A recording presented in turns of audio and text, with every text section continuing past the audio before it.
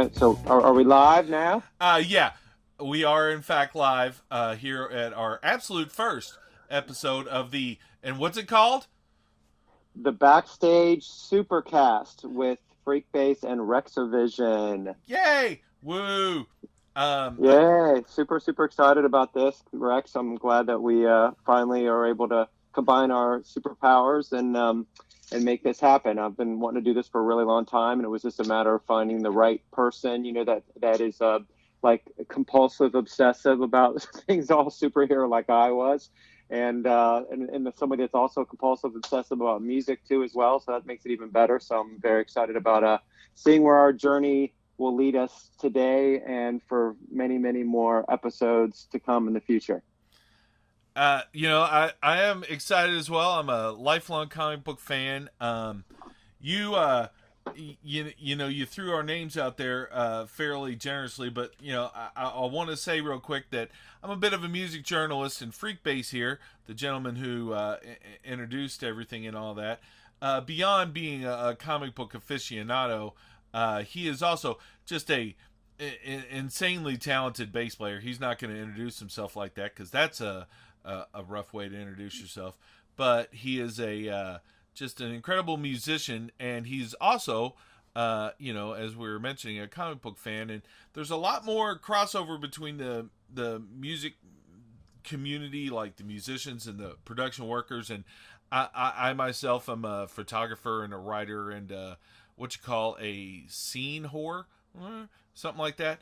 And we're going to delve into some really cool stuff on here and get sort of like a what do the musicians think kind of take on the whole thing with some cool guests we got lined up, thanks to myself and yourself as well. But for today, we're just testing it out, and I personally can't wait. Talking about comic books is my jam.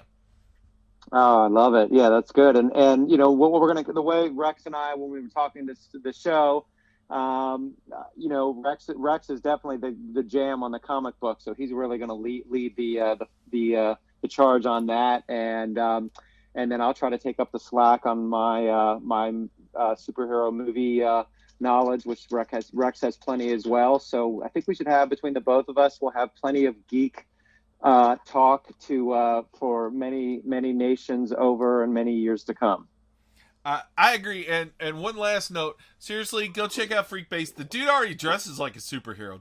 I mean, Hey, I'm feeling Clark Kent right now, but I'll when the clock strikes about 8 or 9 o'clock, that phone booth is always to be found. That's for sure. Sweet, and we will talk about the Clark Kent phone booth stuff here in a little bit. Our main topic today will be the initial superhero movie franchise, the Superman series 1 through 4, and what was so great about them and how they went so horribly wrong, and maybe how they could have been saved. But first, we're gonna get a little into something I know is Freekbass's main jam. We just got done with Avengers Endgame, and we have SpiderMan's European Vacation movie coming out. Right. And then we have the entire new slate of Marvel films. So, like, how excited did that new Spider-Man trailer get you there, Freak? It's great, and they're so good over at Marvel about saving so much for the movie. We feel like we're seeing so much in the trailer, but there's going to be the twists that are going to happen in the movie, and probably a lot of additional characters that are going to be there. I'm really hoping that Michael Keaton's going to at least make a cameo again in it as the Vulture. That would be he was just amazing in the first one. So I'm super excited about it. What about you? I agree with you there. I feel like I think they said they were going to make 4 of these Spider-Man movies, or that was like their outline. So I think they're seeding something towards the Sinister Six, which means you gotta bring in folks like Mysterio, and that's all. Really all I care about. I'm glad they're doing some other stuff, but I am such a Mysterio fan. It's like the essence of the artistic creator of Spider-Man. It's the essence of his artistic jam. It's like a dude with a fishbowl on his head, wearing a giant purple cape and green tights with weird little grommet thingies to hold the cape on that look like eyeballs. That's right. you know, right. And they nailed, like, from all looks of the trailer too. I mean, they nailed the costume too. I mean, they didn't even, like, I thought that they were going to do like an interpretive look of what the fishbowl, had looked like, kind of, but they went all in on it, which was exciting to see, Same way, almost like the same way Aquaman did with Black Manta. I thought they were going to do the same thing with that helmet too, where they were going to try to, like, okay, this is how this would look in real life. But no, they just like on that. I have to give Aquaman. I don't want to go down the Aquaman rabbit hole. It wasn't my favorite of all the movies for a lot of reasons, but I do give them prop. One of the best things I think about it was Black Manta and the costume for sure in that. Yeah. Let's not go down the Aquaman. You called it rabbit hole. I would think it would have to be like trench, wouldn't it? Would be the right. More, there you go. There you go. Yep. Yeah, we will in future episodes, but not yet. Yeah. And we'll have our comic book puns down a little bit better. Bear with us, folks. We're under construction, as people would say. But yeah, I'm really glad that all these Marvel movies are sticking to the aesthetic so well, and I guess there's spoilers inherent in discussing the Spider-Man trailer, since like literally the star of the movie talks that there's spoilers in the trailer and everything, but sort of to I'm sorry. So we get a spoiler warning then, I guess, before we go on then? Yeah. If you haven't seen Avengers Endgame and you've downloaded or are streaming a superhero podcast about movies, I don't know what to say. But I do apologize that we're going to talk about like the biggest movie in the entire world that's been out for 3 weeks or 4 weeks. So, but yeah, they kind of have to find an authority figure for this one to replace Tony Stark, who's not going to be in it clearly. But I think they did a great job bringing in Samuel L. Jackson. Oh, that's great too. Yeah, as well. And now I've heard some, and kind of reading. I've read some things, and it kind of can see that in the trailer a little bit. I'm wondering if they're almost going to make, Peter almost searching for that almost mentor figure, more elderly figure, and that Mysterio is going to try to fill that void with him, to try to suck him in initially. It feels like that's going to be part of it for sure. Well, Mysterio is a dick. So, yeah, I mean, that's likely, Mysterio's always been, like, his stick is that he screws with people. Like, Mysterio's whole thing is that, like, he's not even super powered in the comics or anything. He's a special effects wizard. He was created back in the 60s where, like, they thought that people could actually be fooled by special effects in real life, and they wouldn't go, that's a rubber mask. You're wearing a rubber mask, bro. But his whole thing is he's a dick. And of course, looking for a father figure or something is like the cornerstone of early Spider-Man stuff. I mean, his father figure gets killed because he's too busy to interfere or help out. He's kind of a dick about the whole thing. And Uncle Ben gets cacked. And I think sort of the overall point, a lot of people go to the great power comes great responsibility thing, but I think it can be boiled down to don't be a dick, help out when you can. If you're super powered and there's a criminal running by you, grab him, Right. Exactly. Yeah. But going back to the Far From Home, the other thing I thought was real interesting about the trailer too is that they didn't even save it for the movie. The fact that MJ kind of knows he's Spider-Man. They're not even, at least what's the way it looks and the way they present in the trailer. They're not gonna, do the I am Iron Man line in the movie type thing.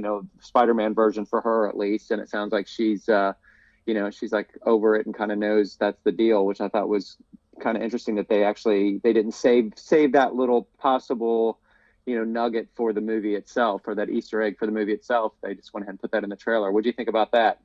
I think a couple of things. First of all, I think it's an homage to the comics where they've they kind of retroactively said that she knew about it since like day one because she saw him run out his window to go find the guy who killed Uncle Ben.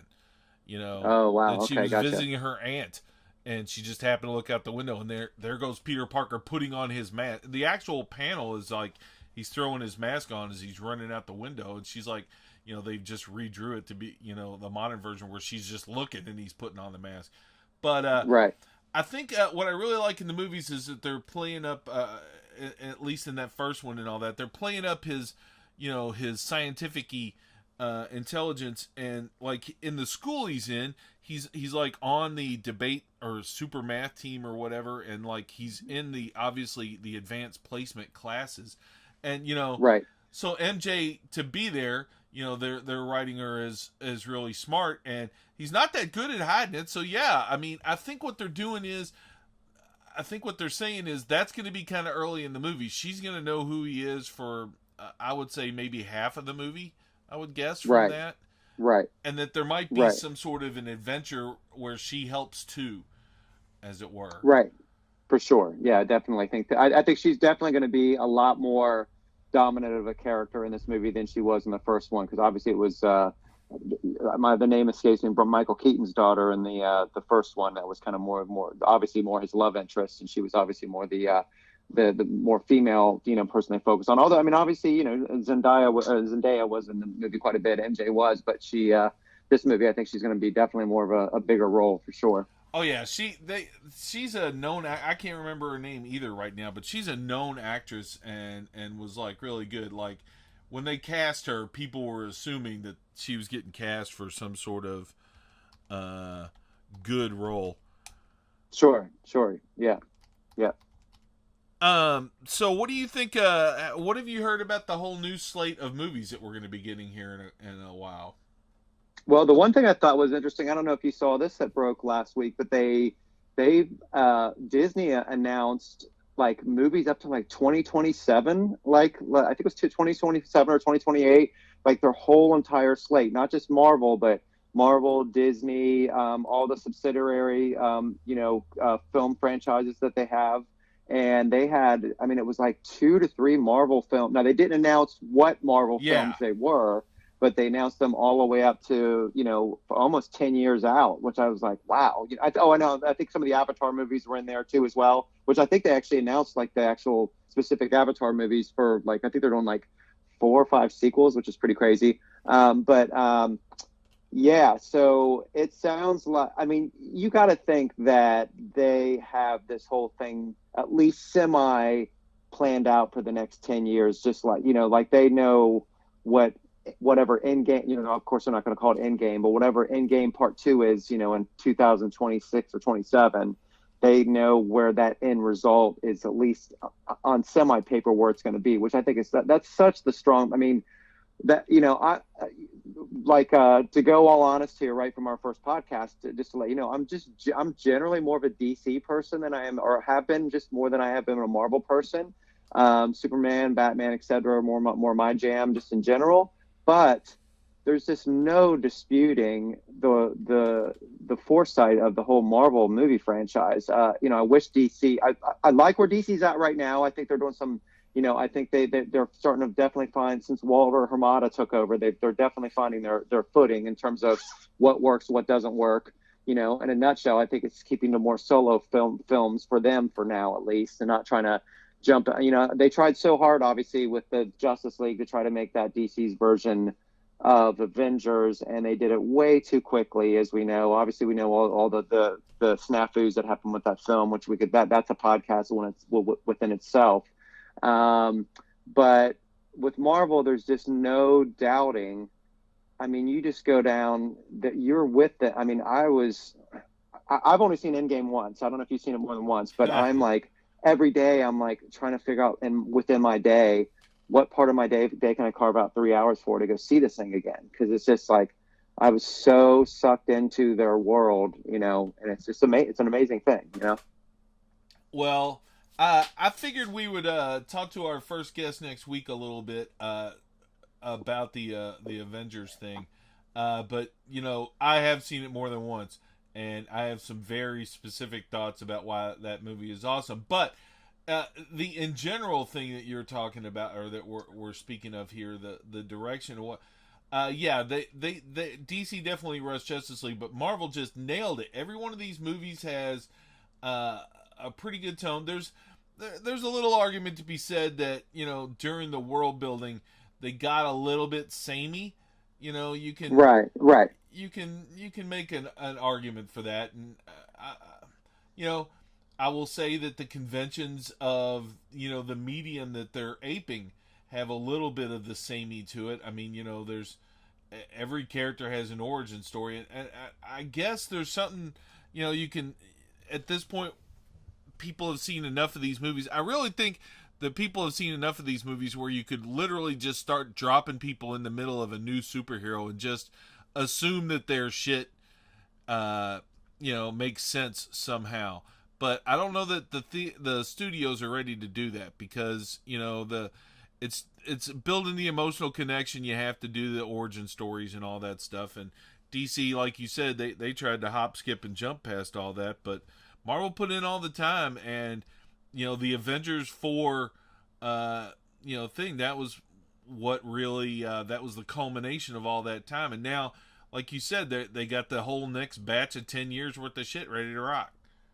Yeah, and it's going to be really interesting to see, and we're starting to get maybe little clues of it right now, but who is going to be the next Tony Stark? I don't mean in terms of recasting Tony Stark. I mean in terms of who is going to take that man, like who's going to be the focal point in that universe, which superhero is going to be the Iron Man and or the Captain America, because, obviously the whole story's kind of revolved around those two generally. I mean, there were obviously other Thor. huge important characters in there. And Thor too. You're right. Thor. Yeah, I would say, yeah, definitely. But Tony and Steve definitely were that was like the yin and yang of that whole world, pretty much. For at least this phase of the Marvel thing. And Yeah. it's gonna be interesting to see if they kind of go with that. I've heard people that say it's going to be Black Panther. I've obviously, with the Spider-Man Far From Home, and then kind of teasing around in the trailer too that he's going to be kind of doing a lot of the Tony Stark-ish. Obviously he's got the brain for it all already in terms of the science aspect of it. He just doesn't have the unlimited bank account that Tony has. So, and that's kind of something interesting too. I wonder, on just a practical side, who's in Tony's will? Did Tony have a will? Did he leave a big chunk of it to Peter Parker? Is Peter Parker now like loaded? You know what I mean? Because of Tony? They you don't can't think so? do that. No, they have learned a very valuable lesson. You can't make Peter Parker any kind of lasting success and keep him relatable, because Peter Parker's literal aesthetic is built on the shitty luck, bad life thing. Right. Well, that takes away the friendly neighborhood Spider-Man aspect too. If he's riding around in a Bentley, or whatever. Yeah, they've had this. Comic books are serialized storytelling, and there's definitely a soap opera-ish aspect to it, because in a sense you kind of almost always have to reset to where the character started, so it kind of gets away from progress. So you would think an ostensibly good-looking kid with mad science power or knowledge and superpowers would probably end up with a decent life. But you just have to keep throwing horrible shit at Spider-Man to make it work. Right. Yeah, exactly. It's kind of like almost a theory, with which I think that, not Guardians of the Galaxy aspect. We'll talk about that in a second. But it seems like in any TV show, whenever the two, when there's a male female kind of interest, and they end up finally actually connecting, whether it be like the X-Files or going back to when we were little kids, something like Moonlighting with Bruce Willis and Sybil Shepherd, whenever they actually do connect, it almost ends the series initially. Like, you lose that tension. And I almost wonder, kind of going off on a little side rabbit trail right now. And again, I know we're not talking Avengers right now, but just made me think in terms of, the whole Gamora thing with Guardians of the Galaxy. I mean, with Endgame, if they're going to kind of shift her back into I don't know who you are type thing, and we're going to go through the them reintroducing her and Star-Lord and reintroducing each other, you know, in terms of their relationship too, to keep it fresh, you know, for Guardians 3. Yeah, they you know, you were talking about how we're starting to hear a little bit of what's coming in the future, and you know, the comic book geeks out there, we've figured out quite a bit of it apparently. You know, so clearly they're bringing James Gunn back in to do Guardians 3, which Yep. you know, again, that's certainly another conversation in and of itself. But you know, we know that Spider-Man's going to hit, so that eventually there'll have to be a Spider-Man 3. But you know, they're moving ahead apparently with Doctor Strange. They've signed and have a script for the Black Widow movie. They're clearly going to make Black Panther 2, and they are hard at work on a thing called the Eternals, which I think this is my personal. This will be one of those I have a theory kind of things. I think I don't know that they're going to go with a overall 10-year story arc, but I will tell you that the fact that they're making the Eternals into a movie is a pretty solid indication of, from the comics, where they're going to go with some of this stuff. Gotcha. The Eternals, have you ever heard of the books from the 70s called The Chariots of the Gods and stuff like that? It's like the Ancient Aliens TV show is basically all based on all this stuff. Oh, right on. Okay. Yeah, cool. the idea that aliens came and tinkered around genetically with humans and all this stuff. Well, in the 70s, when Jack Kirby went back to Marvel and he was pitching his usual I want to do 900 different things at the same time bit, one of the things he created was the Eternals, and basically that's just flat out taking these aliens came and remade humanity and making it real. That's in the Guardians movies. They introduced them as the Celestials. In the first movie, you see the one uses big staff and the power gem to destroy that planet and everything. They're big, giant. You know, Ego is supposed to be a lower end Celestial, but you know, right, yeah. So all of those characters figure rather prominently in that they caused the mutations like the X-Men and the ability for us to have, you know, for Spider-Man to be bitten by a radioactive spider and not just die from radiation poisoning, but to, in fact, become Spider-Man. Yay. Wow. So, yeah, the Eternals will be a big thing. Don't miss that one. Wow. Well, and then also, how much are they going to pull, whether it be Fantastic Four or X-Men, into this next phase of, you know, obviously X-Men figured pretty heavily, not with, you know, into a lot of the Avengers comics going over. So, you know, are they going to, you know, how far in the future are we going to recast, you know, Wolverine? You know, they're going to wait. Is it going to be, you know, is that going to be a long time, you know, or are we going to see that in the next 5 to 6 years? You know, it's going to be all those questions, and obviously all the Fantastic Four stuff. It's going to be interesting too, as well. So, yeah. Well, just the one thing I've heard is that they kind of want to chill on the X-Men, but if you're bringing in the Eternals, and you have to bring in the Fantastic Four fairly soon. And last but not least, I don't know if you've heard about this, but they are bringing out the Marvel's 70s karate kung fu movie explosion rip-off character ShangChi to the. I did. I've heard that. I've heard that from a lot of circles, which is, you know, I think that might have even been on the slate, like actually listed. Maybe I'm just imagining it in my head, but I know I've heard that from. I don't think just like internet rumor stuff. I think that's like, I mean, that's pretty much a confirmed thing. Yeah, much, that's pretty solid. They're doing this. Yeah. So we're gonna get like a mystical, super focused Bruce Lee superhero here soon too. I cannot wait for that. That's great. That's awesome. That's great. And now, like, you're the comic guy. Does he play into Iron Fist's world at all, or are they just two separate entities altogether? He has been known to whoop the shit out of Iron Fist, because Iron Fist is a bitch. Okay. Iron Fist is nothing compared to Shang-Chi. Like, Doctor Strange is like the master of the mystic arts, you know, is his sort of, or the Sorcerer Supreme. He's got multiple cool little titles like that. But sure. Shang-Chi is the master of the martial arts. And, you know, that kind of in a way sounds like, you know, he's just like a really good MMA fighter or something. but of course this is the comic book universe, so it transcends that to the point where like he's the baddest guy either on the planet or on this plane of existence without superpowers or whatever, however you want to look at it. Yeah. Just as we're sitting here talking about all this, just like for a second, and for all our, anybody that's listening to the podcast today and listens to, I'm sure, many more superhero-oriented podcasts, it is like freaking amazing to me that we're having these conversations about these movies being made not on some low budget like CW level, but like multi-million dollar, thought out, planned out. I mean, it always blows, how we're in this, in this golden age right now. It's mind blowing to me, and it doesn't seem, I remember Steven Spielberg, I think it was a couple years back, was saying, oh, the superhero movies are going to be like how the Westerns were back in, the 50s and 60s and stuff. And it's going to be fatigue and all that kind of stuff. Well, I don't know if $2 billion at the box office is fatigue, but like, I'll take that fatigue all the time, First of all, Steven Spielberg, I think, is still a little butthurt. I believe he had a little bit of a production credit or whatever in that George Lucas produced fucking Howard the Duck Bomb.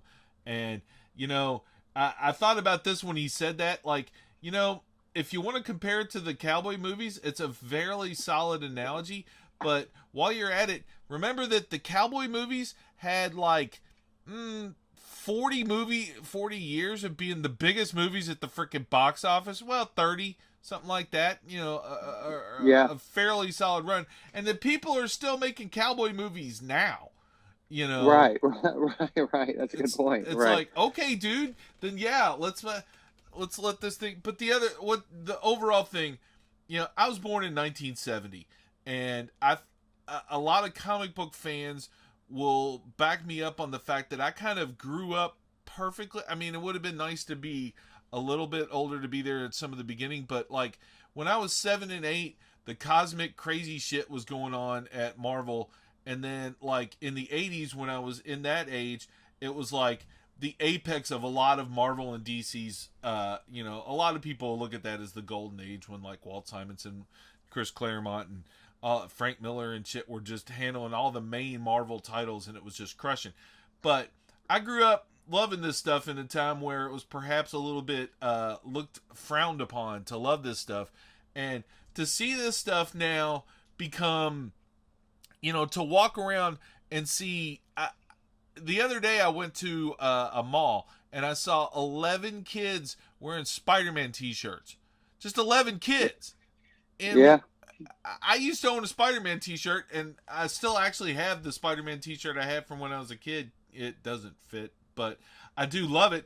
And to see that, alive and well, it's pretty gratifying. I have to say, when you and then every kid knows whether they've even seen the movie or not. Like, they know what the Infinity Gauntlet is. They know who Thanos is. I mean, who would have thought that?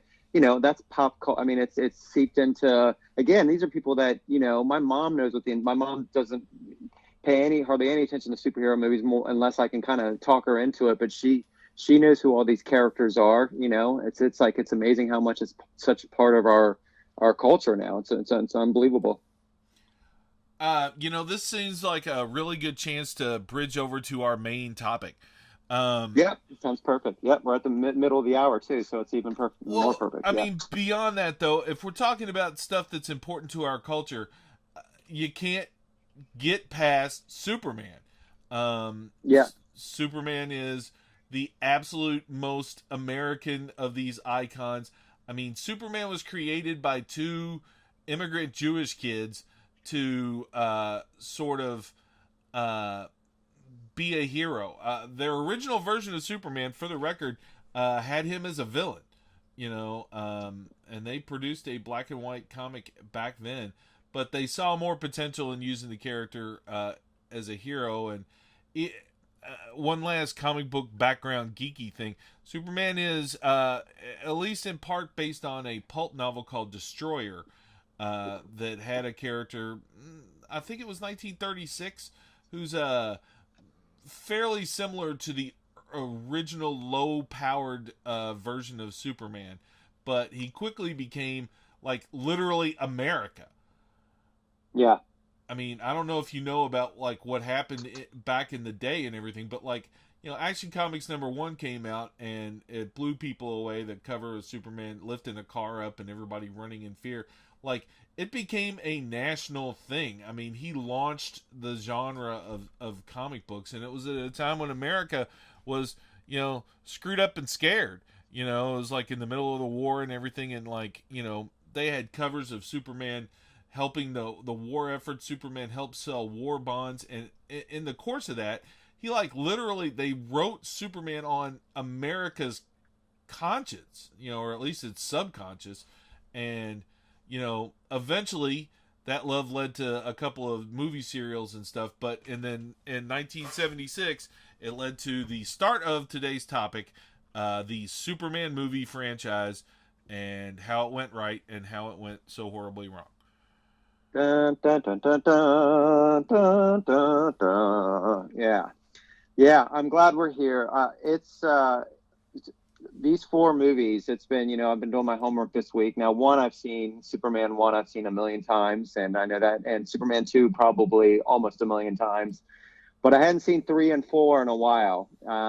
Ooh. And oh my goodness, wow! Well, I don't know where we want to start. If we want to start from the good, the bad, or the ugly. Well, but let's talk let about. Me just, Oh, I'm sorry. Go on. Go ahead. I was going to say. You go ahead. It's our first podcast, so this is our first talking over each other accidentally. Yes. I thought we should start with like why Superman. I mean, Superman 3 and Superman 4 are kind of really. I agree with you. Something a little bit more to be focused on, but. We need to understand, how we got there. Why we were so disappointed in Superman 3 and 4 is because we were so in love with Superman 1 and 2. And Superman 1 and 2, it's a pretty well-known story, so I won't, I'm just going to sort of summarize it. But the Salkinds, which is like Ilya and Alexander, were a production team. They were like financiers, and they wanted to get in on the blockbuster game like Jaws and Star Wars and Close Encounters and all that. They wanted to have, so they bought the rights to Superman, and they cast around, and they eventually ended up with the director of The Exorcist, Richard Donner. And long story short, they were penny pinching, over producing, looking over his shoulders 24/7, to the point where Richard Donner learned to hate them both. The plan was to make Superman 1 and 2 at the same time, and and some of it was filmed at the same time, wasn't it? I mean, I know a lot not the whole thing. Some of it, yeah, that's what I thought. Yeah. They basically finished Superman 1, and they were almost done. Various reports have it that they were about 75% done with Superman 2, but the money started running out, and they started thinking, we could slap the first one out and build some love, because I mean, if the first one bombed, because there was no guarantee that this, like, that they were going to be able to spark that sort of Americana love vibe that Superman has. From his just existing as part of the national culture for so long. But there was, I mean, it's superhero movies. They weren't sure this shit was going to work. I mean, sure. Like, it took forever to just figure out how to fly them around. So they decided to cut it in half, and to make the ending, they unfortunately used what was supposed to be the ending of the overall 2 things, which was Superman going back in time to save Lois. The idea was originally that Superman would toss the other nuclear missile up into space. Lex Luthor's plot in Superman 1 is to launch a pair of nuclear missiles. One is a distraction, and one to wipe out a majority of the California coastline, so that he could use his land to become the biggest real estate mogul in the world. Never mind the fact that it would all have been irradiated. And, there's huge story flaws in both movies, but comic book movies back then, we were just we're going to get to story flaws when we talk about Superman 3 and 4 here in a minute. But, yeah, so they whacked that out and they put it out. They whacked it together and they put it out. And damned if it didn't become the biggest, hit of all time at that point in 1978. Yeah. Well, and I think a huge. I mean, the casting of Christopher Reeve, which we're calling it the Reeve franchise because it pretty much it's his baby. It's unbelievable. I mean, when I watch those, even 3 and 4, it's that dude. And I'm a huge Henry Cavill fan too as well. And I'm not like no one, but it's amazing how high he set that bar. And looks wise, personality wise, but the biggest thing is just in terms of his feet. Superman to me has always been the type of guy. It's his super strength is not that he can lift buildings and fly and all that kind of stuff. It's that it's his love for the other person, and love for humanity. And Christopher Reeve had that about. You really felt like this guy, would. It wasn't about himself. It was, about the other. And yeah, it's amazing. My mom told me that, Ebert and Siskel, the two film critics, like back in the day when that movie came out and they reviewed it, like Roger Ebert was like hardcore saying how Christopher Reeve, it was a travesty that he wasn't nominated for an Academy Award. And I'm sure a lot of it was because it was a superhero movie and the stigma that went around that time. But he was playing not one role, but two roles, like two completely different roles. I mean, the way that, I'm sure it was a million people's brainchild, but the way that he did Clark Kent versus Superman, it's especially in that first movie. Oh my gosh. It's freaking genius because, I mean, you can almost you're like, okay, good dude's putting on glasses. Of course it's the same guy, you can almost his acting was so good. You no, that's that. I don't care if that guy looks exactly like that guy over there in the cape. That's not the same guy, and he pulled that off, and very, very effectively. So this whole, all the good and even the bad, but I think it revolves around him. I mean, that is like godlike casting that they got. They lucked out so much with him. I'm sure you probably have some background information on maybe other possible. I mean, I heard all the, the normal things. They were going for initially a big star like a Robert Redford or a Steve McQueen, or I've even heard Sylvester Stallone really tried to get the role too as well, which is, my goodness, I'm glad that didn't happen. But the fact that they got this, semi unknown actor named Christopher Reeve for this, I mean, that is the franchise right there, in my opinion. Well, I don't even ever really give much credit or thought to the others who had a shot at the role because it was Christopher Reeves, but the reason that we got Christopher Reeves is because the Salkinds, in their mania, they guaranteed they went out and got one of the biggest, most respected actors in the entire world. They got Marlon Brando. He was like the first sign on, and it was like a sensational thing. Like it was Dick Cavett on the Dick Cavett show, like on reruns of it that you can watch on that box set and everything. He literally talks about it. It's like, Marlon Brando's contract was the biggest movie contract ever. And Marlon Brando negotiated this is insane to say it out loud, 11% of the movie's royalties or the profits. Like they had to give Marlon Brando the farm to get him to sign on to this. And also from all accounts, he's batshit crazy at this point already. They have his lines are taped to the baby. He refused to learn his lines or even own a script. If they tried to hand it to him or they put it in his hand, he would just drop it on the ground. Marlon Brando was legit crazy, and the way I understand it, he was a pain to work with on the set, but by saying, hey, Marlon Brando's going to be in our movie, right off the bat, Gene Hackman, who'd been iffy on the whole thing, was like, oh, hell yeah, I'll be like Luthor.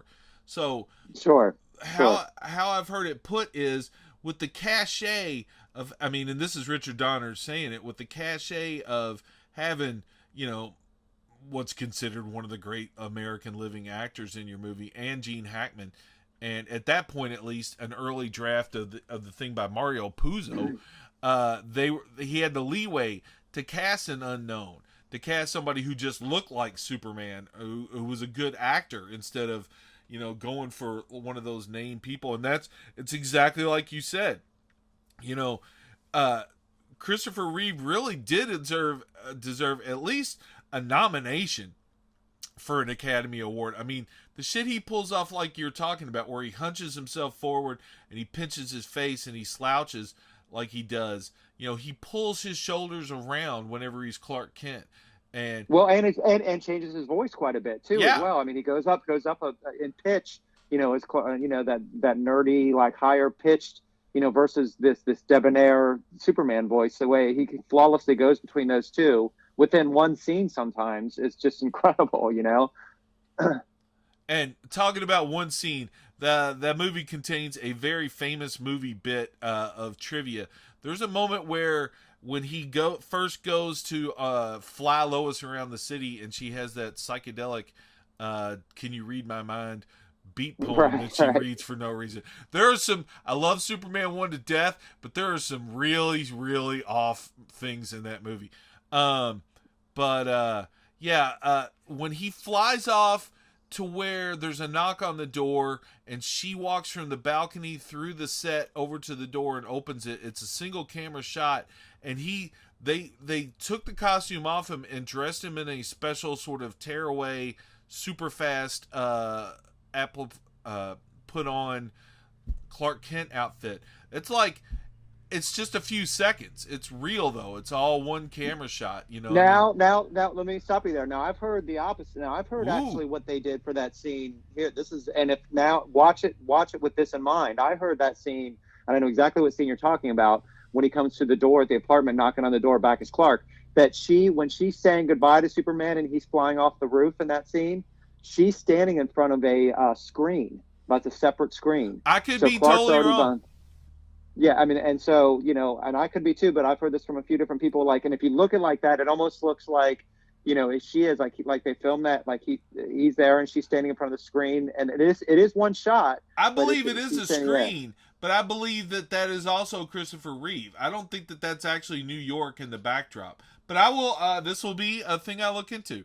That was. But regardless, whether however they did it, that switching between those two personalities, it's just mind blowing how well that's done, and you're right about the slouching shoulders and the klutziness and just on and on. It's just incredible, but not over. But he always walks that fine line of not becoming a total caricature goofball too. That's what's beautiful about it. Like, you feel.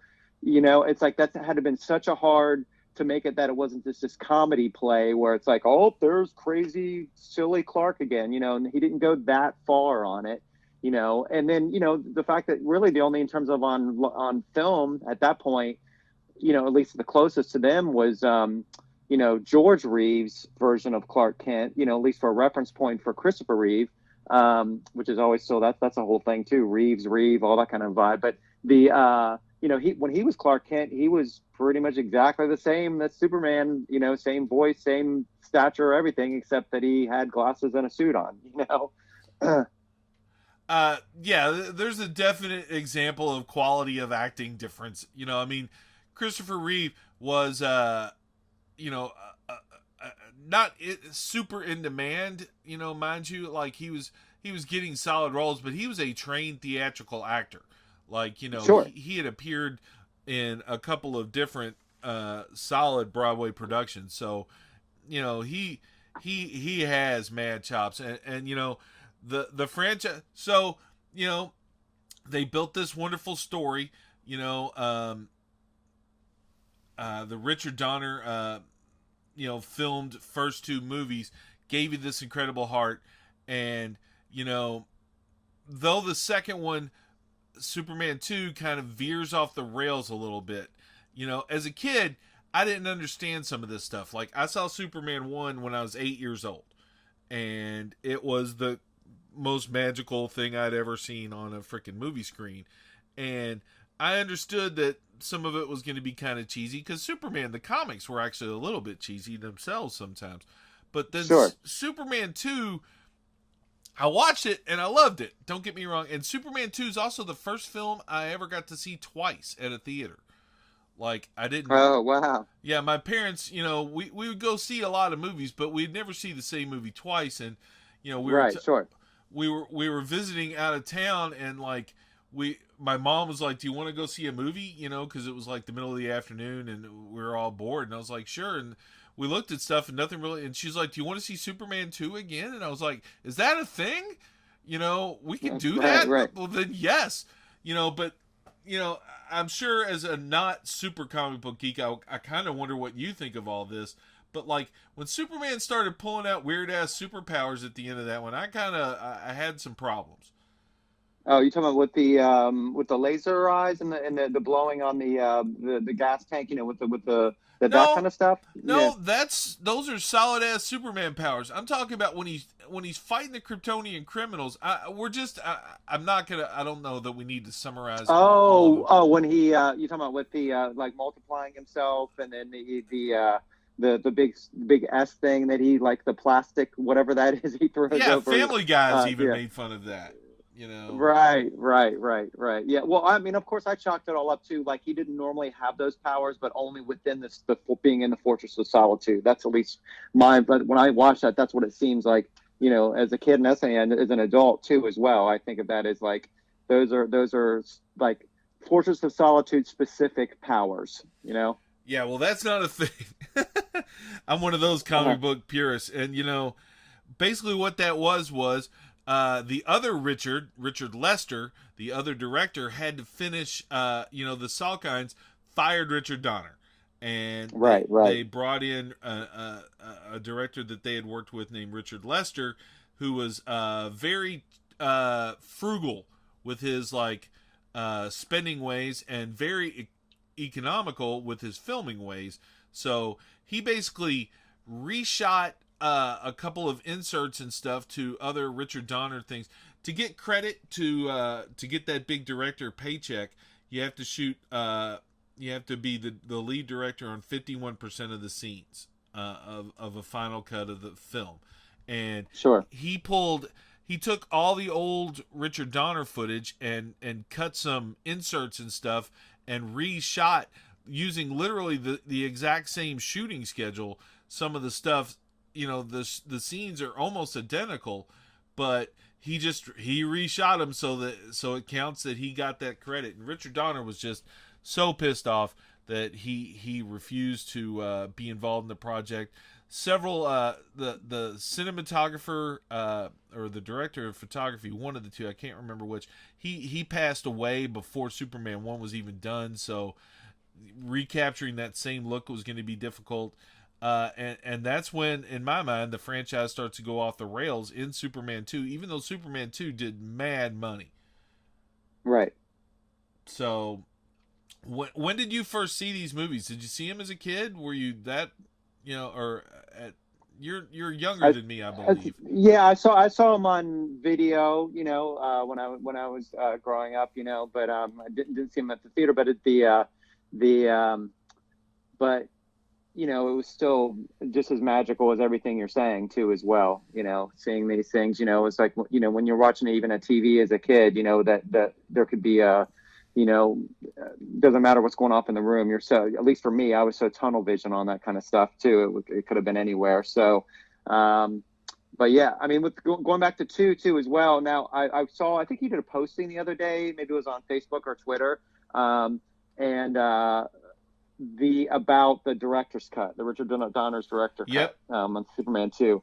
And I had many years ago, like, you got to see the director's cut. And I'm going to be, actually, believe it or not, I'm going to be a little contrarian here with you too as well. I have seen the director's cut, and I, believe it or not, I actually like the theatrical cut, which is very out of coordinate. I'm usually always a director's cut guy, whether it be Blade Runner or definitely with BVS. That's not even that, those movies aren't even comparable. They're almost like two separate movies, in my opinion. Another rabbit hole discussion we'll go into someday here on the podcast. Batman versus Superman, which is probably still the most controversial superhero movie of all time. But I actually, believe it or not, I like the flow of the theatrical cut better than the Donner cut. There's some really cool things in it. Don't get me wrong, like things, wow, that's really cool. You got to see that. Wow, that's really cool. But it was more not so much from the directing storyline. It was more, it felt like more the editing felt, more which it probably was because it was a director's cut. With that choppiness of the editing, the way they put it together, just didn't, for my opinion, didn't flow as nicely as the theatrical cut we're mostly familiar with. A little qualification here. The Richard Donner cut wasn't actually cut together by Richard Donner. It was. That's what I figured. I figured that. Yeah, and they didn't clearly reshoot any of the scenes or whatever, so they had to use some of the other scenes and everything.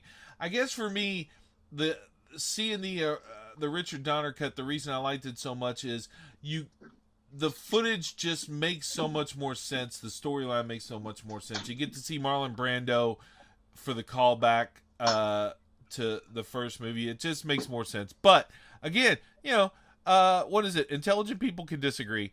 But one thing I don't think we're going to disagree on is how terrible Superman 3 is. Oh, no, my gosh. Yeah. So, so this movie, like, I had forgotten so much. I remember basic, the Richard, we'll talk about Richard here in a minute, but let's start right. And I know we're not here to do a whole movie review of the movie because, we're talking about everything as a complete whole, but let's just start with the beginning of, first off, the movie starts right from the beginning. They're not using John Williams for starters. It's not the traditional John Williams soundtrack.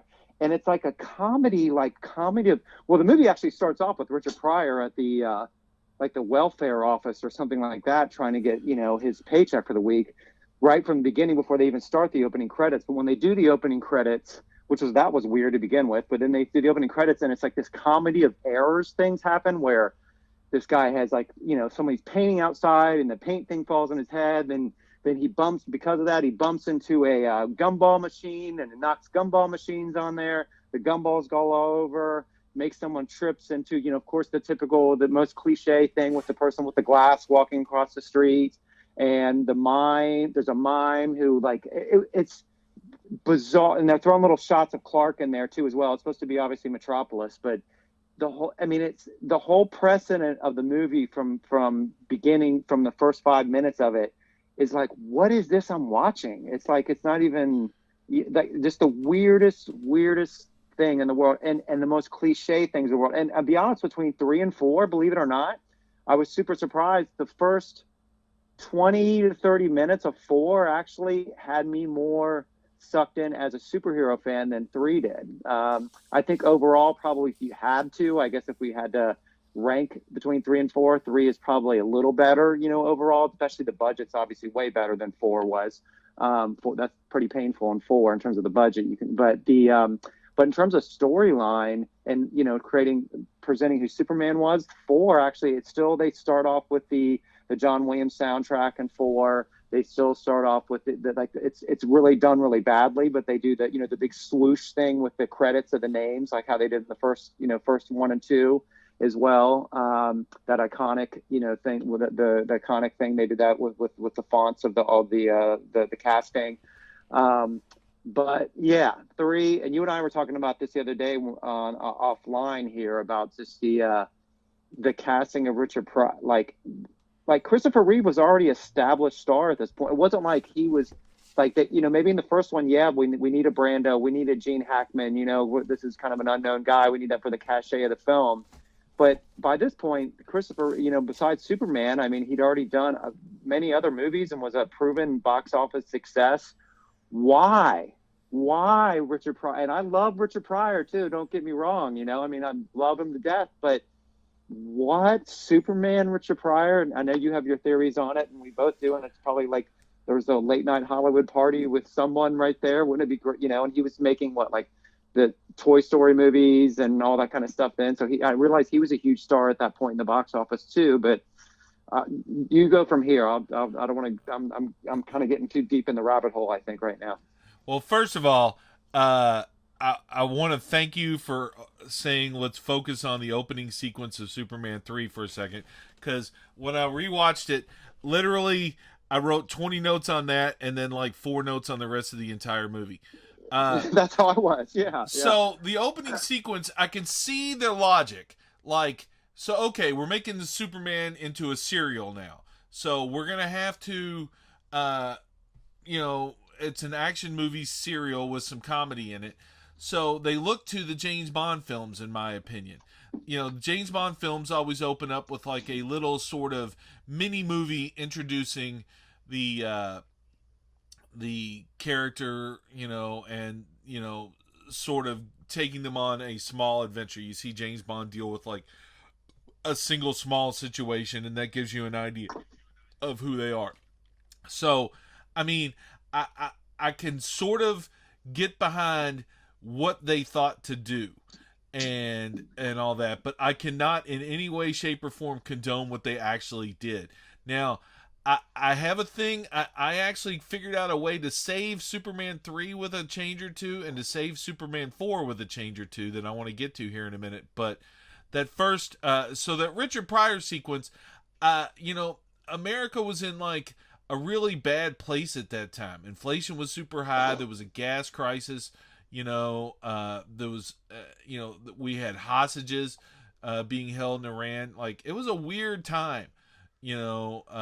America, this was pre-Reagan and all that stuff. It was a little weird when that movie was being conceived, and when it came out, it was a bit of a different America. But at that point, anyway, taking Superman into the intro movie, using that intro movie as like a Rube Goldberg, Buster Keaton like set piece of everything. I mean, they hit on so many like just even in 1980 completely dated comedy tropes. They have the hot girl walking through a city street, and that just causes a whole series of comical things. You have a blind guy who loses his dog and gets wandering around. You have you have a bank robbery, and the bank robber runs out of there, and he runs down this across the street. The police open fire on the bank robber. Right. And they shoot that, like, a car. Yeah, into the crowd. For the record, that bank robber gets away. Right. This is a fucking Superman. Pardon my language. This is a Superman movie, and like literally, an armed robbery goes unpunished. Now, while all this is going on, like, again, just a complete comedy of errors kind of thing. Like, Jimmy Olsen's eating a hot dog, Superman's in full Clark Kent mode, but even as Clark Kent, this is internal logic of superhero movies bugs me. Even as Clark Kent, he's got super hearing and supervision, and he is completely aware of his surroundings. But anyway, there's a guy drowning because he's parked his car over a water main. He's drowning inside his own car. There's like, again, they're doing Mr. Magoo jokes with the guy walking around. There's like pigeons crapping on people. Or like there's a joke about a guy thinking he's being crapped on by birds or pigeons when it's actually paint falling on him.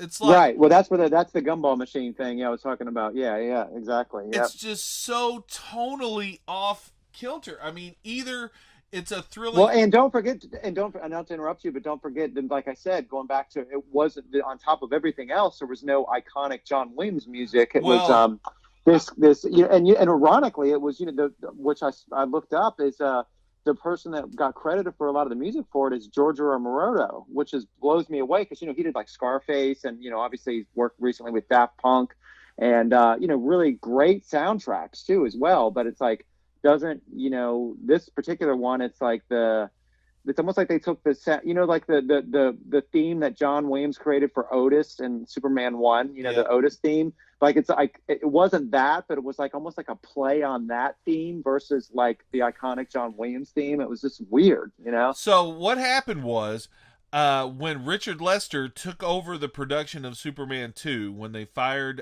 Richard Donner, they'd brought everybody back, and then they just gave up on Richard Donner and cacked him. John Williams was brought in to meet with Richard Lester, and the story goes that they put the two of them in a room together, and Richard or John Williams walked out and said, "I will never work with that man," and just left. Like, Wow. so Superman 2 reuses the as much of the previous score as possible, and then in Superman 3, they own the John Williams theme and they own some Of of that course. stuff, but like there's no John Williams to be found. Right. He's Well, not it's involved. it's painfully obvious. Yeah. The It's fall off painfully in obvious. quality from Superman 1 to Superman 2 when Richard Lester takes off is noticeable, but not that bad. The fall off in quality from Superman 2 to Superman 3 is noticeable, and it is that bad. It's Right. brutal. Yes. I mean, and like literally, Superman does save the drowning man, but this comedy of errors things, it literally ends with Superman pieing a soupy sales lookalike in the face with a cream pie, and then the guy mugging to the camera with a pie on his face. I can't Yeah. forgive certain things. And this is we're gonna short shift the plot, as it were. A businessman wants to take over the world financially, and there's something to be said for how Robert Vaughn's character in the movie is sort of an evil businessman. How they later crafted and like just sort of sewed some of that stuff into the Lex Luthor story in the comics and Well, everything. and let's stop right there with the Robert Vaughn thing just for a second now, and to kind of talk about how it pertains to quality issues. What I could be wrong, but wasn't Robert Vaughn known? That was definitely in that era too, where there were TV actors and there were movie actors. I know Yeah. there's more of a crossover thing nowadays, but I wasn't Robert Vaughn known more as just like a TV actor just in general than in a movie. Like I thought that even that was kind of a like weird thing. It's like, in terms of, especially in terms of the cachet thing between the first movie, i.e. Marlon Brando, Gene Hackman, going into 3, where now you're tapping into what are kind of essentially, at least in the movie world's mind, as almost like the minor leagues of actors tapping into TV actors and pulling them into movie franchises. Oh, it was across the board. Like Margot Kidder had something in her contract where if she was in the movie for more than a certain amount of time, she got a pretty, if like the new Superman sequel featured her prominently, she got X amount of money. But if she was only in a tertiary role, she got Y amount of money. So guess what? You're in a tertiary role. Lois Lane's in like 3 scenes. They bring Right. in Lana Lang as a new love interest, literally showing that Superman learns nothing from the love interest stuff from Superman 1 and Superman 2. I mean, he doesn't like make an active play for Lana per se, but like the point of Superman 1 and 2 in one sense, at least in his interactions with humans, is he learns that he can't ever be human or have a human family. So the first thing he does is start courting a chick with a kid. Right. Right. There's Right. so many flaws in Superman 3, but I think Well, they almost play it like, and even a little bit in Superman 4 too, as well, with the whole Mariel Hemingway thing in 4. But like it's almost like they create this mythology in the movies, at least in the Reeve franchise movies. Like if the lady is into into Clark, it's cool, but if she's into Superman, it's not cool. Like somehow if you, like, I can go hang out with a woman if I'm Clark and she's into me as Clark, but if she's into me as Superman, that's off limits. well, this is going to be a moment where the backstage part of the thing comes into the thing. So you're a musician and you're up on stage and people see you in your glory, in your costumed finery, and you're up there doing something very public attention getty and all that stuff. You get a certain kind of fans. Sometimes, I'm not going to say you're getting showered with women's undergarments, but I'm sure that at least at one point you've been hit on partially because of that. Does that? Sure, I understand. Yep. I think I know where you're going with this. Yeah. Keep going now. So Superman's not trying to bang his groupies. is sort Right. of the overall angle Right, of it. right, You know, I mean, it feels a little weird. You know, it's like cheating or right, something. You know, and right, Lois came on like a hardcore groupie. You know, right, right. But I mean, I get all that. Like where Clark, right? Clark, I get that. But it almost kind of feels like in terms of not just in terms of like what's right and wrong in terms of what he does, but it's almost like, okay, like there can possibly be a relationship if for some reason she's into Clark, but it can't be, like it's almost kind of like he doesn't have to go in that little glass container thing like he did in Superman 2 to lose the superpowers, as long as it's just, you understand, it's just Clark you're not getting the man in the cape. You know what I'm saying? yeah, I again, this watching these movies come. I mean, this is a like as we're talking about this, I'm realizing how essential this is to. I'm a movie junkie, and sort of as I was becoming more aware of how movies are made and stuff like this, as this is all going on, I'm like in my early teens at this point or whatever. I'm starting to realize that people don't know what they're doing. Like I'm watching these movies come apart, and I'm like, man, that this is really getting bad. Um, you know, the part that makes me the saddest is but in specifically in Superman 3, but also in Superman 4, I see there being really good movies. Let's I'll tell you what, let's touch on Superman 4 real quick, and then I'd like, if you don't mind, to pitch you my ways to fix Superman 2 and 3. I love it. Yeah. Superman 4, Superman decides to quest for peace is I think the subtitle. It was made by a yet smaller movie company with yet less money. With Gene Hackman came back because Gene Hackman's career had taken a rather shitty turn at that point, and he bowed out of doing reshoots and stuff for Superman 2 and stood on principle. But 8 years and not a lot of huge hits had Gene Hackman ready to come back as Lex Luthor, and man, that movie is terrible. Oh my gosh, yeah. And again, like I said at the beginning when we started talking about between 3 and 4, it starts off literally like the first, they almost like, okay, we know what a mess 3 was, so let's go back with what works. So the movie, like I said, starts off like, okay, I mean, you can right from the get-go, you can tell it's a different production company. You can tell the budget is substantially cut. Like even the graphics are just like, they're trying to do the swoosh thing, like I said, with the thing, but like in a really low budget, like a la whatever the equivalent of like cheap Photoshop was at that time period.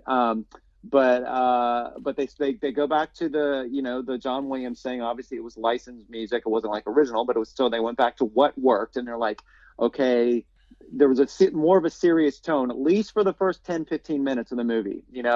Then of course then the cliches start popping in again left and right, and but then you see Lois more. You're like, okay, good. Lois is going to be this more, obviously Mariel Hemingway, she was obviously the big actress during that time too as well, which I didn't know. A little side note, which you may know this already, being a movie buff that you are, but that Mariel and Margot, her sister, were both granddaughters of Ernest Hemingway, Yeah. the author. I had no, I mean, I should have known it. Hemingway, like, duh, but I didn't know that until last night doing a little research on the film, which was a cool little side note for those that you don't know that. But as it goes on, oh my God, it almost like feels like as you're watching the movie, you can see the money running out. Like it's like, okay, we got to do.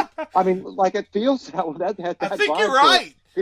Yeah, like they film a chronological order. Like had big high dreams, high hopes. We're going to resurrect Superman, saying even going all the way up to the United Nations part.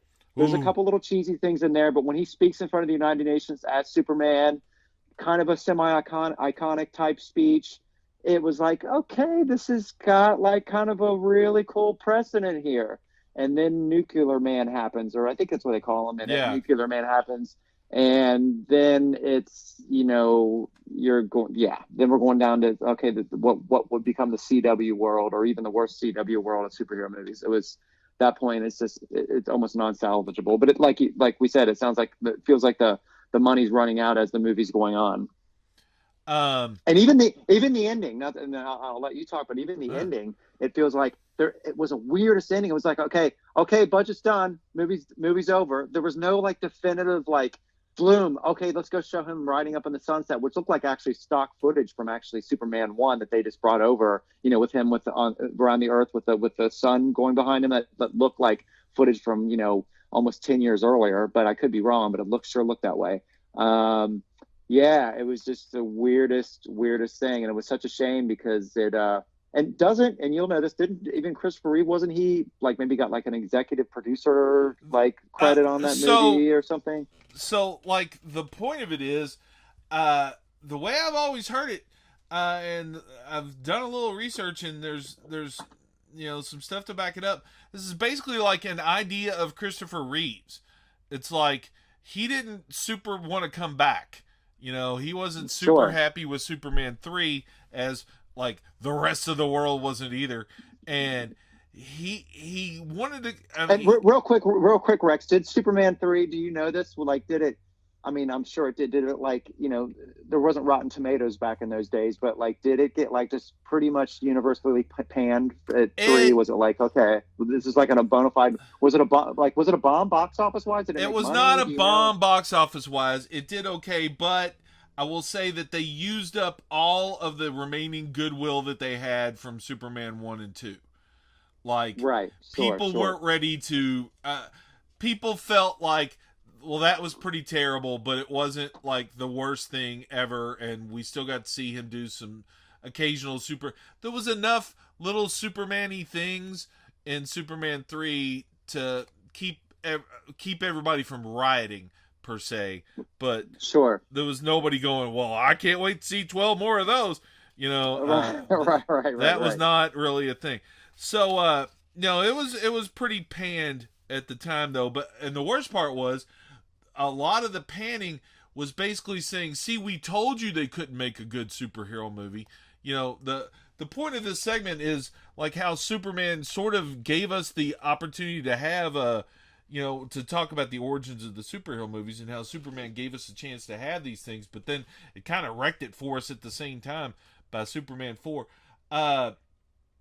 You talk about the budget and the comedy stuff was terrible. So the point was, they brought Christopher Reeve back by sort of allowing him to tell a story that meant something to him, which was nuclear disarmament, which is a wonderful topic, and the kind of thing that, story logic wise, Superman would eventually actually address.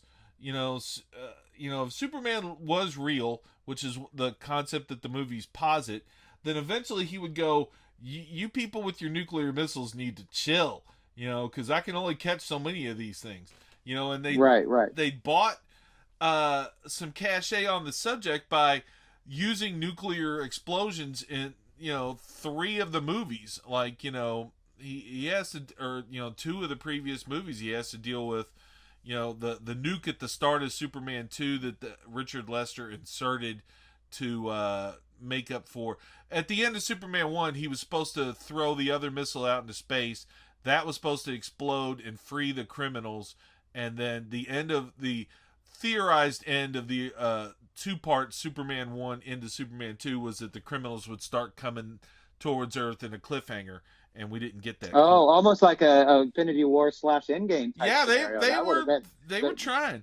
And wow, that would have been super dope if they gone that. And that makes sense in terms of how the beginning of Superman 1 opens, obviously, then too. Like, it kind of all ties it. I mean, it still obviously ultimately tied it in Superman 2, but to have it tied in within the same movie, like you said, that would have been super dope. Yeah.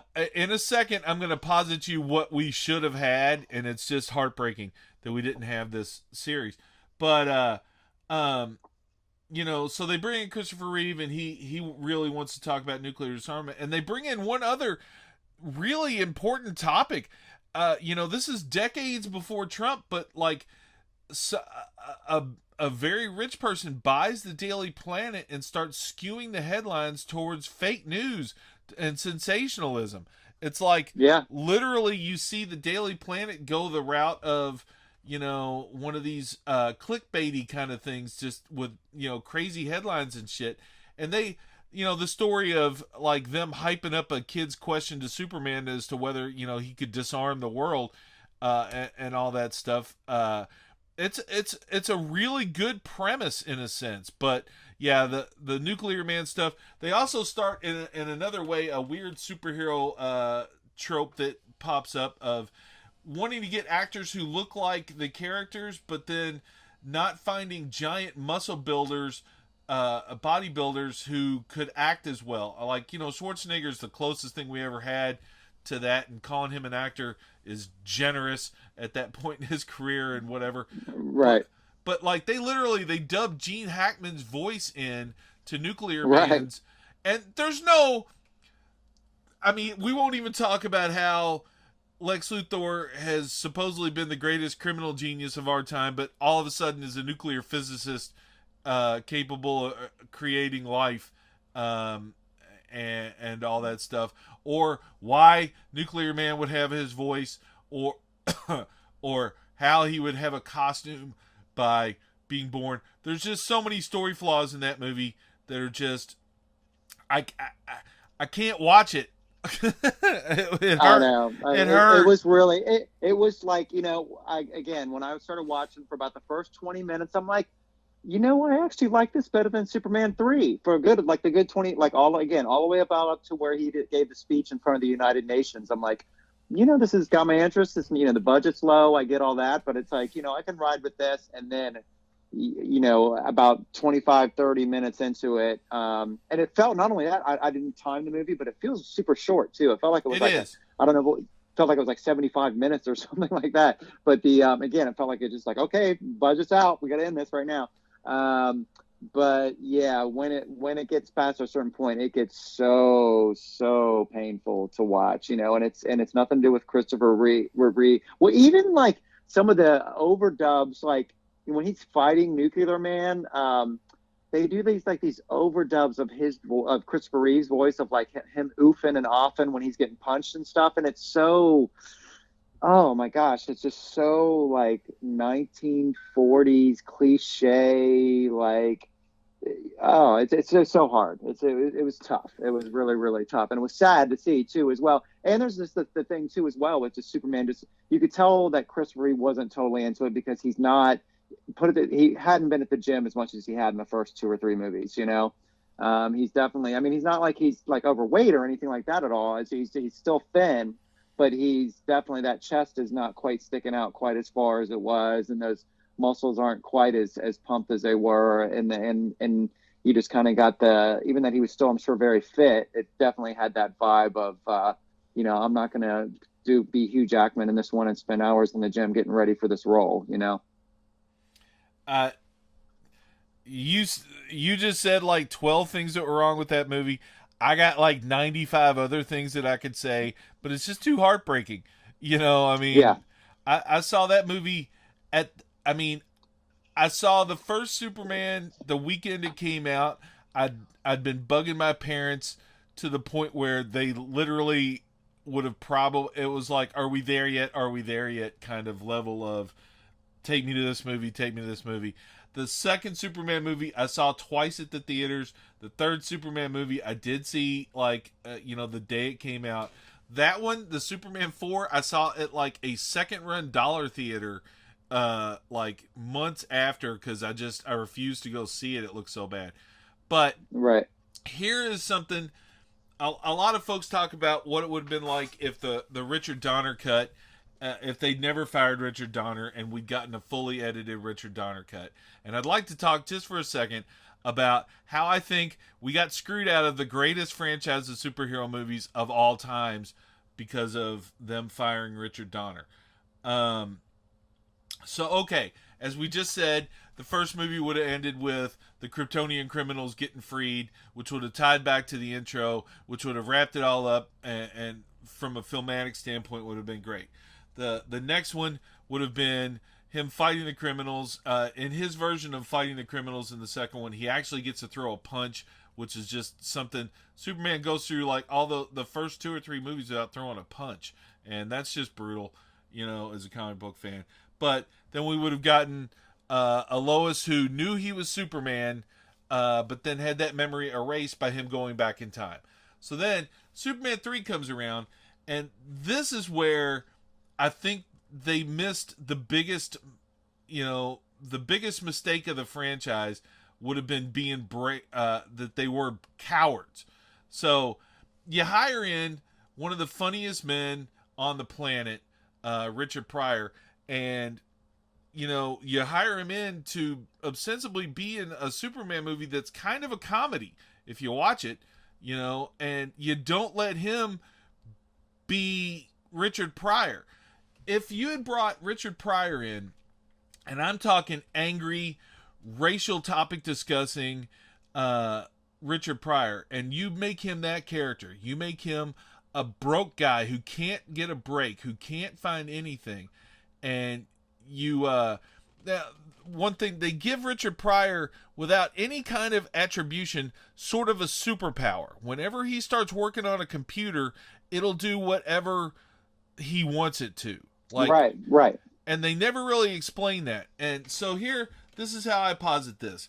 You start with Richard Pryor, or you start back on Krypton, and you just do a quick sequence where you explain that there's a computer system that controls Krypton called Brainiac, and that computer system, I'm stealing freely from the Superman animated series. That's the first one that brought this up.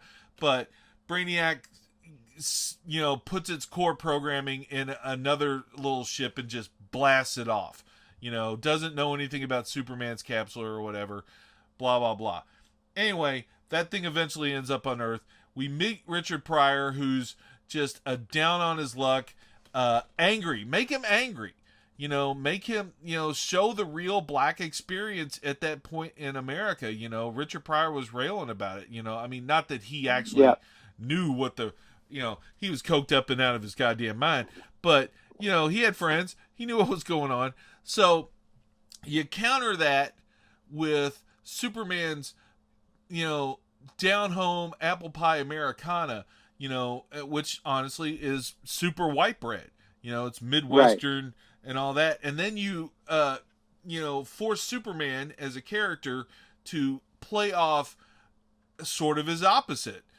Somebody who didn't get born with all these superpowers and get a really nice white family to raise him. You go to Richard Pryor, who was raised in a brothel by drug addicted mom, and had a horrible upbringing and managed to become a good guy.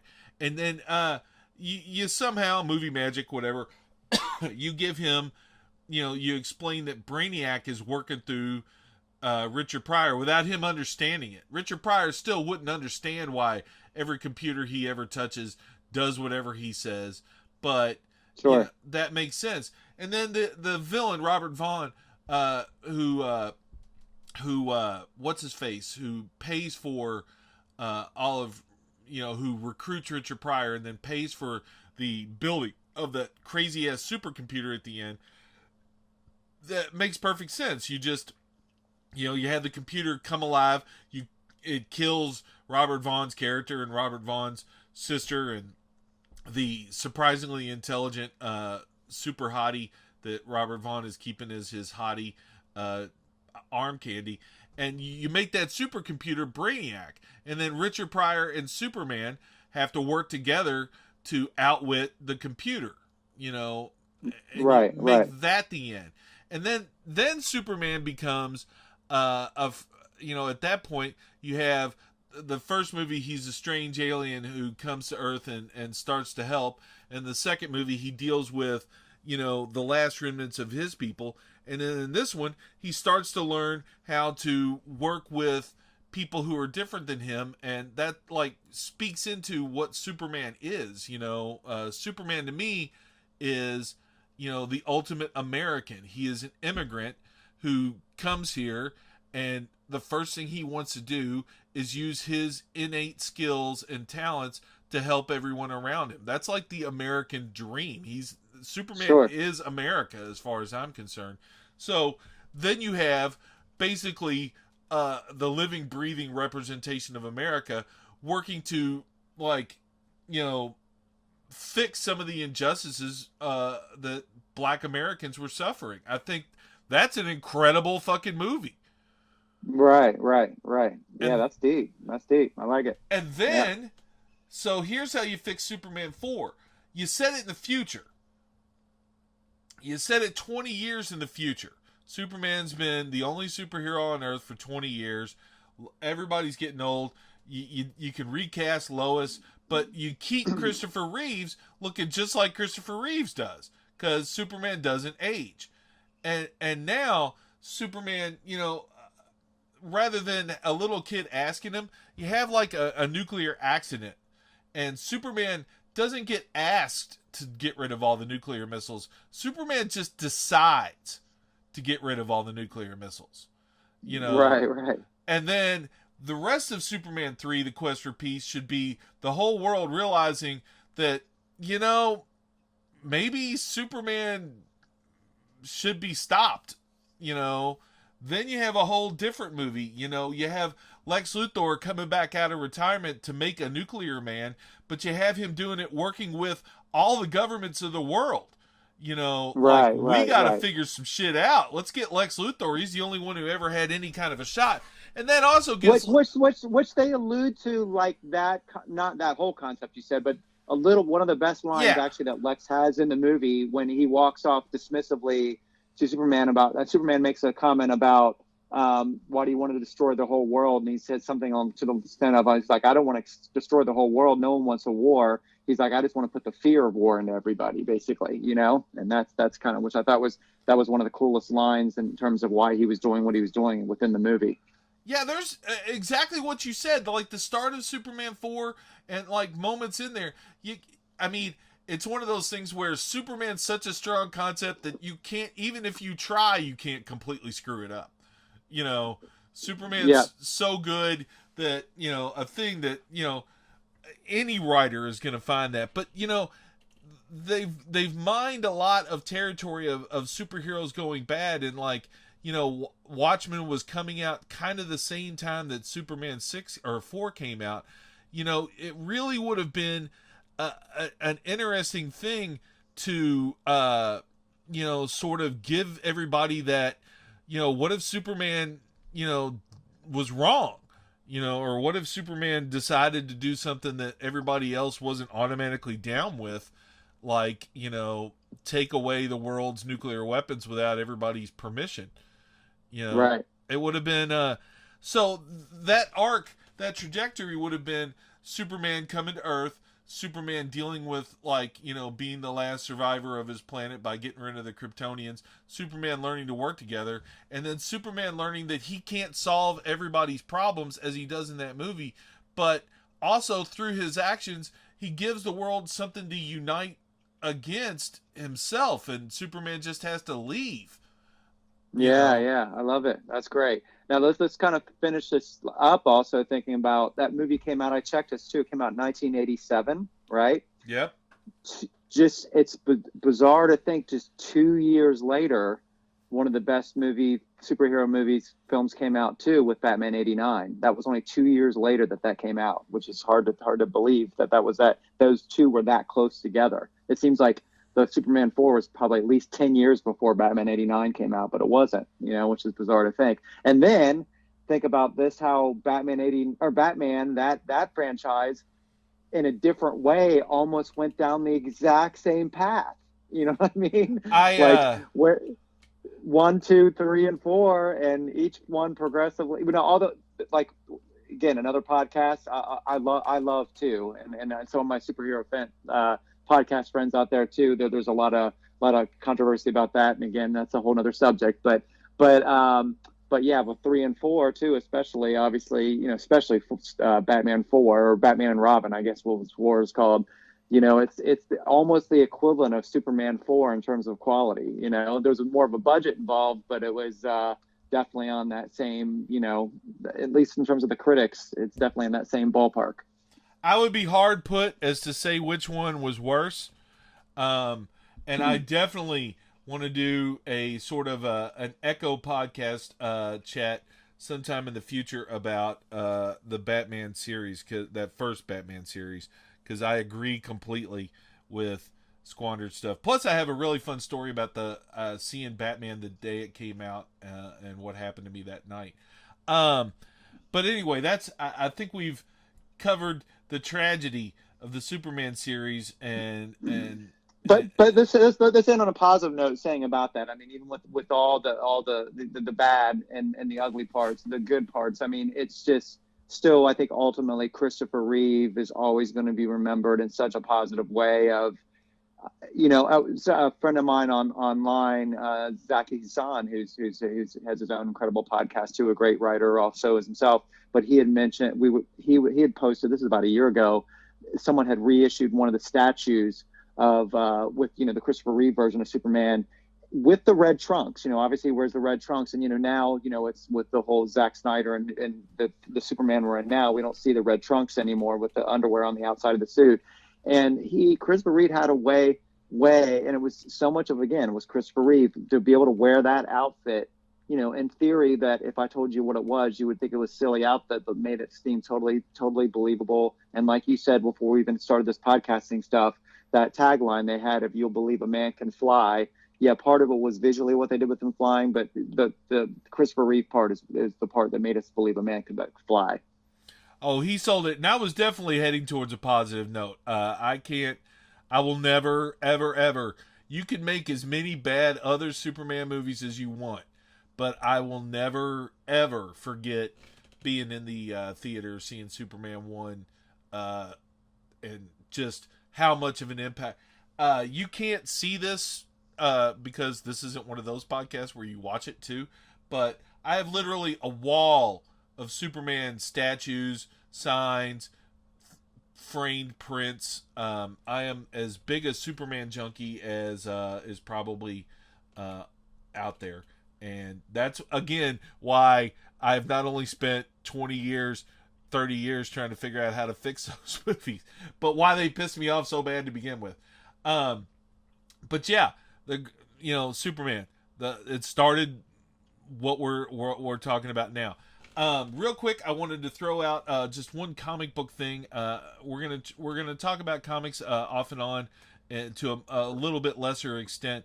But I just want to throw something out there. There's a series out right now called the Batman Who Laughs, and you had told me you were a huge Batman fan, and that's going to be completed and collected here in a month or two, and I really think you would enjoy that. It's basically what if Bruce Wayne as Batman got also turned into the Joker. Oh my goodness! Wow, you have me. You got me locked in with that. Joker's the reason why I became a Batman fan. But ironically, we'll get into that on another podcast too. But that precedent is incredible. Yeah, just like you have your Superman wall covered with, or your walls covered Superman.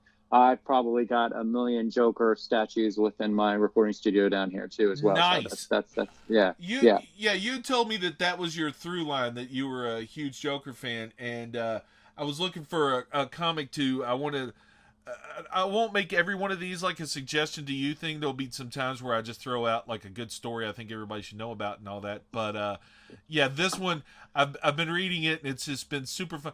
Just basically envision a sort of a much more gothic version of Batman with chains and spikes all over him. But the little part where it's his face, imagine if it was white and had the Joker smile, and wow, and all that. It's a very upgraded villain. Like literally, the first storyline had had Batman and the actual Joker have to fight the new Batman Joker. The hero and the villain, his arch enemy, had to team up to fight the crazy amalgam of the two of them, and it's a hell of a fun story. I love it. Okay, so this is the first podcast. I'm assuming things are going to change. I'm sure after I listen to this, I'm going to think of 4 things I did audio wise, and then 12 things I said thought wise that were bad. But I think it came off all right. What do you think? I love it. Yeah. Should we talk about real quickly where people can find us? If they're looking for us online. Most definitely. For now, we're going to host this on my sort of under my podcast umbrella, which is Rexivision. It's going to come out Tuesdays at 10 a.m. theoretically, you're listening to it right now. I guess you'd be listening to it at about 11:05 because you've been listening to it since the very start, whoever you are out there in listening land. But it's going to come out on Tuesdays. I host everything on Podbean, but it's also on iTunes. It's also on Spotify. It's totally free. There will also be a completely free download of every episode. I'm more than likely going to get on like a couple of the other streaming services as well, but I figured I'd covered like Spotify, iTunes. Yeah, if we got iTunes and Spotify, that's a good start. Yeah, for sure. I mean, I do this. I have another podcast called Rexavision that I do, and I didn't want to like reinvent the wheel and buy a whole new everything for all this right off the bat.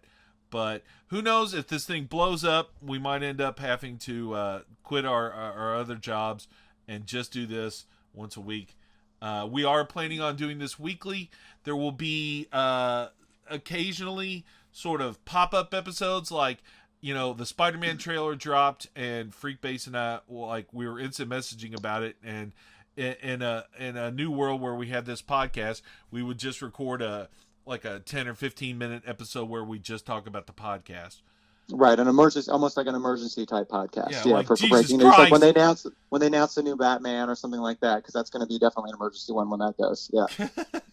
I really love the idea, or I love the fact that you're calling this an emergency. Like, Jesus Rex, in my mind, Rex. Most people's listeners' minds, it is. Yes. Yeah, you have no idea how important this is. And to me, it is too. Like I said, I'm not being facetious. I love the fact that you care this much. I love, like I said earlier, I love the fact that I'm seeing all these little kids in Spider-Man t-shirts and Batman t-shirts and Superman t-shirts. Yay! Here at the end, let's let the people know. Besides where they can get it, obviously, we've both got a Facebook page and a Twitter page. Yeah. Twitter, a lot of superhero people in the Twitter world. That's where I got really sucked in really hard in there. And ours, it's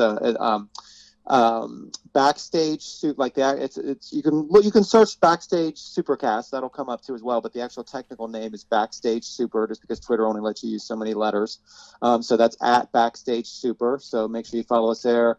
I'm on my own stuff with Freekbass. It's FREEKBASS at Freekbass. Rex is on there too as well. I believe is yours on a Rexavision on Twitter? I do everything as Rexavision. Yeah, Rexavision. So and then we have the Facebook page now that Rex has going to as well. We want to thank you. We've already got so many great, so many of my podcast friends, whether it be Holy Badcast, Suicide Squadcast, Kevin Miranda. I mean, there's so many people on Twitter that have been really, really generous and sharing about our first show. We know we're probably a little rough around the edges of this first one, and we're going to be for the next few weeks. But hopefully our passion will get you through listening to what we're doing here. We just want to thank you for all the support, we've got a really special guest on deck for next week. Well, maybe we'll announce that a little bit through the week, if that sounds good to you, Rex, on our Twitter and Facebook page. Maybe drive some traffic over there. Sure. But it's a good one, though, and you guys are really, really going to enjoy this. And this cat really knows it. He's a musician that's about as geeked out as we are on this kind of stuff. So, so I'm looking forward to, weeks, months, years ahead of talking this amazing world that we're in of superheroes and comic books with everybody. Yeah, like Freak was saying, and I want to do one last little shout out to him before we're done here in a second. But yeah, I've got the Rexavision with the little dashes on Facebook and on Instagram and on Twitter and all that stuff. It's all the same. Freekbass is a touring musician. He's a wonderful player and all that stuff. He is very, very humble about all this, but I do want to check. Do you got any gigs this week, Freak? I do this week, actually. I'm playing something pretty cool this week. I'm actually going to be, I'm playing Friday night. I'm playing at a really great festival. It's been going on for a long time called Hookahville. We're headlining on Friday night along with Acoustic Hookah. I think we could play around 8 o'clock or so, and that's in Ohio. But then Saturday, I'm flying up to New York to sit in at Brooklyn Bowl with the new Master Sounds. So that should be really fun. Eddie Roberts has a label called Color Red Records. They are releasing my next album, which comes out on May 31st on vinyl and on digital. There's some singles being released right now as we speak. You can stop over the Facebook page or Twitter and find out about that.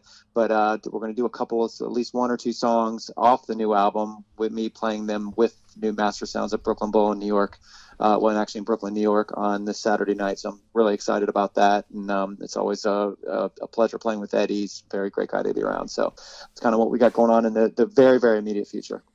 Well, and the song that introduced the podcast and that we're going to go out to is one of those songs from that selection. It is called Knuckle Sandwich, which is what Rex was talking about a little earlier, that we were ashamed that we never got to see Superman give a knuckle sandwich to anybody through the course of the Superman franchise. So, but yeah, that's the first single off of the new album. The name of the album is All the Way This, All the Way That, and produced by Eddie Roberts and Tall Shore, Grammy Award winner Tall Shore too. Again, comes out May 31st. You can pre-order it now. So that's enough of me plugging my stuff. This show's ultimately, I love the fact that Rex we do want to talk about what we're doing on a personal level, but we want you to know too, this show is about, it's about you being as much us in terms of the world of superheroes that we live in. And it's super exciting. That's how I pass hours now. I'm on the road quite a bit and I pass hours and hours away listening to podcasts, and the majority of those are the superhero podcasts. So many great ones out there.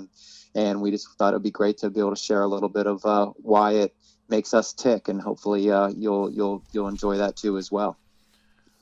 That is the plan. I'm going to sneak a little plug. I'm working on a graphic novel right now called Apocalypse Fest. More on that as I start to pitch. Oh yeah, you told me a little bit about that. I'm super excited about that. Yeah. It's retarded. I've done some comic book art in the past. I've ended up being an inker because I'm a little bit slow with the penciling. Back when I was trying to be a comic book artist, being slow was not approved of, and now it's like, de rigueur. So yeah, there'll be some pitches for that. But again, like Freak said, we're here to talk comics and we're here to talk movies, and we love this stuff and we love all of you, and we can't wait to see what you think of this and come back and make it even better next time. We will. We'll see you next time on the Backstage Supercast here with Freekbass and Rex of Vision. See everybody soon.